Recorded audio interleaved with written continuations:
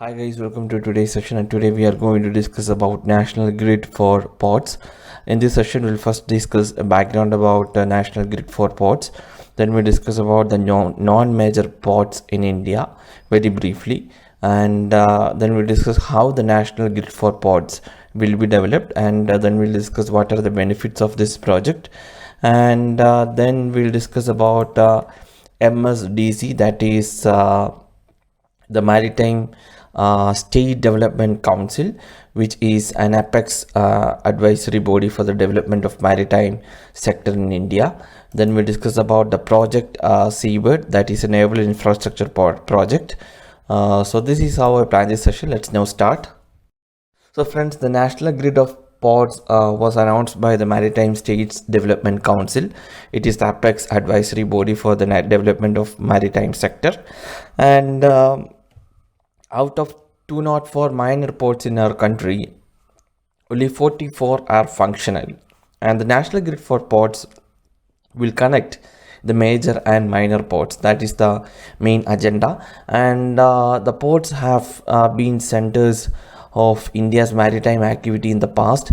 The objective is to once again revive ports as important centers of sea trade, and the objective is to improve infrastructure and to reduce the finally eliminate human interface. And Ministry of Shipping is planning a wider expansion of port capacity across the country, and the study on National Grid for Ports will be different than the Sagamala study, so please remember that. And now we'll discuss about a brief on non-major ports. Non-major ports are regulated by various state maritime boards, while major ports continue to attract the bulk of traffic. Several non-major ports have also started handling substantial volumes, and the non-major ports have grown in importance in 3 to 4 states, mainly because of their cargo-rich hinterland and proactive maritime boards. And the 4 states are Gujarat with 70%, and Andhra Pradesh with 16%, Maharashtra with 7%, and Odisha with 4%. These are the non-major states in which non-major ports have substantial volumes in handling cargoes. And now we'll discuss how the National Grid for Ports will be developed. So guys, the plan will be carried through cooperation between the center and state, and the center will share findings with the state so that non-functional minor ports can be developed and made functional. And port capacity will be expanded by implementing the well-conceived infrastructure development projects, and a host of measures will be undertaken to cut time and cost, digitization of processes, and to strongly address environment-related concerns. And specific cargo linked to the ports and the downstream industry will be identified for revival of each port, and over 100 minor ports in India could be renewed and integrated with major ports in a new system. And states also run barges along the coastal route. All states will implement a set of common rules to ease movement of barges across the coastal route, and states will be free to develop it themselves or through public-private partnership ports.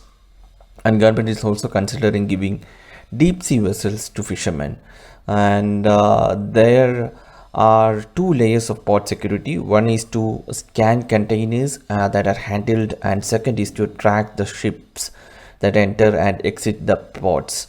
And the government is planning to implement the international standards of security in major and non-major ports. So that are about the development of National Grid for Ports. Now we discuss what are the benefits of this. The coastal shipping and inland waterways sector are poised to play a vital role in the development of the country. The cost-effective and pollution-free water transport can reduce logistics cost in the country, making Indian goods more competitive in the global markets. And also, the National Grid for Ports will help increasing the efficiency of port operations, and developing connectivity between the major and minor ports can bring port-led developments into the country. And also the NGP will ensure the cargo or agricultural produce located near the non-major ports can be shipped to major ports. So these are the benefits which is going to obtain from the National Grid for Ports. Now we discuss about the Maritime State Development Council. Maritime State Development Council is an apex advisory body for the development of maritime sector. It was constituted in May 1997 under the chairmanship of Minister of Shipping, and it aims to ensure integrated development of major and non-major ports, and it also assesses in consultation with the state governments for the future development of existing and new minor ports. Further, MSDC also monitors the development of minor ports, captive ports and private ports in the maritime states with a view to ensure their integrated development with the major ports. It also assesses the requirements of other infrastructure requirements like roads, rail, IWT, and make suitable recommendations to the concerned ministers. So that is all about the Maritime State Development Council.